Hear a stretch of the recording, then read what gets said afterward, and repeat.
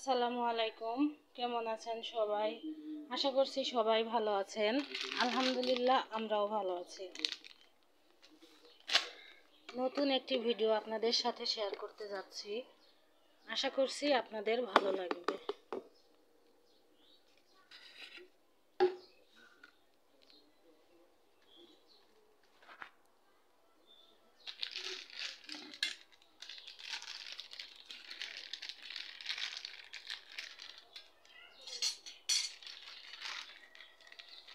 সকালে ঘুম থেকে উঠে বেশ কিছু কাজকর্ম করে নিয়েছি, আর এখন মেয়ের কাঁথা কাপড় কাচবো। এই জন্য হুইল পাউডার ছিল না, এটা ঢেলে নিচ্ছি বয়ামের মধ্যে।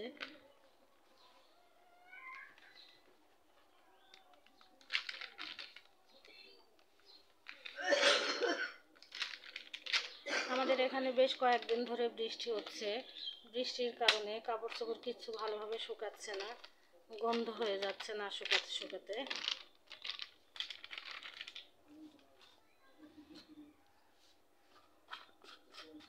সকালে রান্না বান্না, প্লেট ধোয়া, ঘর ঝাড়ু দেওয়া, এগুলো সবই হয়ে গিয়েছে।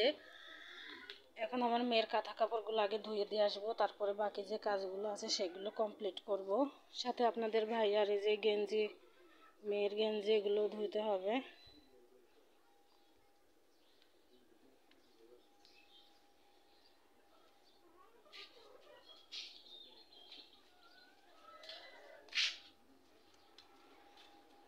এই যে এগুলো সবই কাচবো।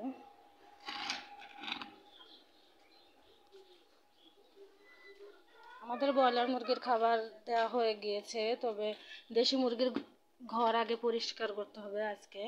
এই জন্য ভাবলাম কাপড় চোপড়গুলো কেচে নিই, তারপরে মুরগির খাবার দেব। আগে ঘর পরিষ্কার করব, তারপরে খাবার দেব। কাঁথা কাপড় তো ধুয়ে মেলে দিয়েছি, তবে দেখুন অবস্থা, বৃষ্টি শুরু হয়ে গিয়েছে। এখন এগুলো ঘরে তুলে দিব নাকি উঠানেই থাকবে বুঝতে পারছি না, ভালো পরিমাণেরই বৃষ্টি হচ্ছে।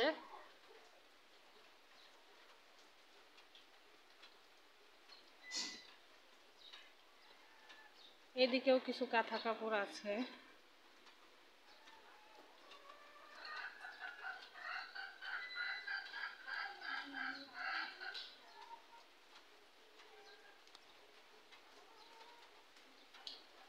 আর আজকে সকালে কি রান্না করেছি চলুন আপনাদেরকে দেখাই।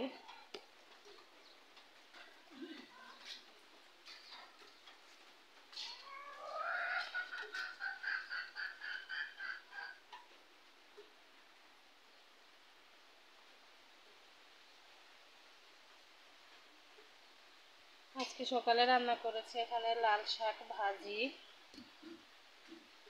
তার সাথে মিষ্টি কুমড়া আর পুঁই শাক দিয়ে একটা চচ্চড়ি মতো করেছি, মাখা মাখা রান্না। মাছ রান্না আজকে করিনি, গতকালকে মাছ রান্না করে ফ্রিজে রেখে দিয়েছি, ওটা খাওয়ার আগে গরম করে নেব। আর আপনাদের সাথে তো শেয়ার করেছিলাম যে আমরা একটা ইনকিউবেটর মেশিন কিনেছি, সাথে 87টা ডিম আমরা কিনে তারপরে ডিম ফুটানোর জন্য এই মেশিনটাতে দিয়েছিলাম।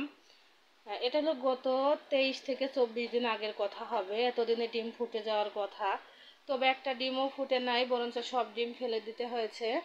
কারণ হচ্ছে এই যে এখানে আপনারা একটা টাইমার দেখতে পাচ্ছেন, এই টাইমারটা ঠিক ছিল না, সেটিংয়ের সমস্যা ছিল, কিন্তু আপনাদের ভাইয়া এটা জানতো না।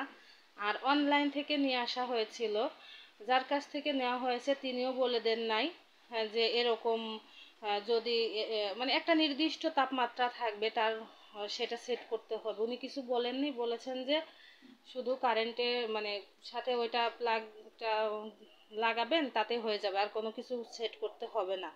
এটা উনি ভুল করেছিলেন। তো সব ডিম তো পচে গিয়েছে, ওগুলো সবই আমাদের কেনা ডিম ছিল। আর আমাদের দেশি মুরগির ডিম তো দিচ্ছে, আপনারা দেখেছেন। সেই ডিম আমি বেশ কয়েকটা ফ্রিজে রেখে দিয়েছিলাম। এই যে এখানে 19টা ডিম গতকালকে সন্ধ্যায় বসিয়ে দিয়েছি। আশা করছি আল্লাহর রহমতে এই ডিমগুলো থেকে বাচ্চা ফুটবে। আর অতগুলো ডিম তো সবই ফেলে দিয়েছি, কি আর করা।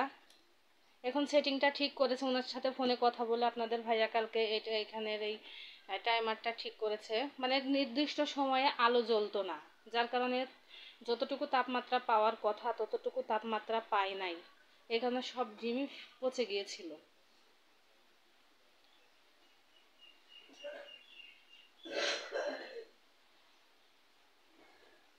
এখন বৃষ্টি হচ্ছে, এই জন্য আমি দেশি মুরগির ঘর এখন আর পরিষ্কার করছি না, গোসলের আগে পরিষ্কার করব।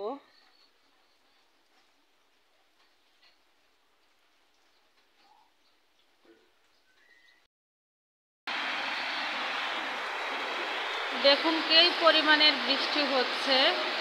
বলেছিলাম যে গোসলের আগে আমি মুরগির ঘর পরিষ্কার করব, পরিষ্কার আর করা হয়নি, কারণ মুরগির ঘর পরিষ্কার করব, এখানে তো ছাউনি আছে, ভিজবো না, তবে ময়লা ফেলতে যখন বাইরে আসব তখন তো বৃষ্টিতে ভিজে যাব, আর আমি ভিজে গেলে আমার মেয়ের হয়তো বা ঠান্ডা লাগতে পারে, এই কারণে মুরগির ঘর আর পরিষ্কার করা হয়নি। আর এই যে কাঁথাগুলো এখনো ভিজেই যাচ্ছে, কিছু কি আর করবো, কত কাপড় আর ভিজা কাপড় বা মানে ঘরের ভিতরে দেবো, সেই জন্য ভাবলাম ভিজতেই থাক, আজকে আর উঠাচ্ছি না, মানে বিরক্ত লেগে গেছে। আজ কয়েকদিন ধরে তো এরকম বৃষ্টি, কাপড় ধুয়ে মেলে দিই, শুকায় না রোদ্রে, রোদ তো উঠেই না, আর সব কাপড় রুমের মধ্যে দিতে হয়, এই জন্য আর আজকে রুমে উঠাইনি।